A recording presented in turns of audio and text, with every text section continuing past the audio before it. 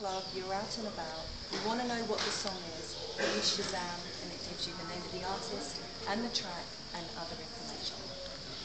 Shazam è un'applicazione per smartphone che ti permette di scoprire la musica, può essere in qualunque posto, in un bar, in un club, senti una canzone che ti piace, fai proprio l'applicazione Shazam e ti dice il nome dell'artista e il nome della canzone che stai ascoltando. Com'è nata questa applicazione? So it was launched in 2000, so we're 12 years old.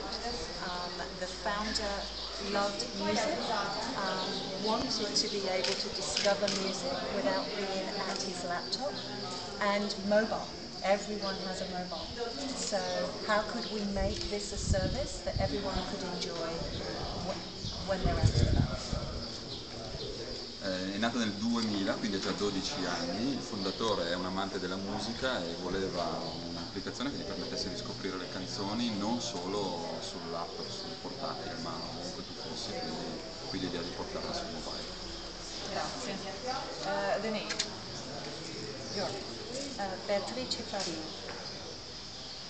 Mettiamo anche Giulio Capelloni.